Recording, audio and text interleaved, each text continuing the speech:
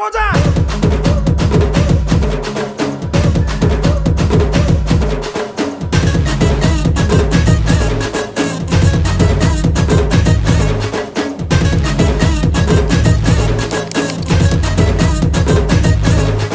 आखिर माफी बनिसा ओठो मोहली सुरे मखवाली मिलके हंसा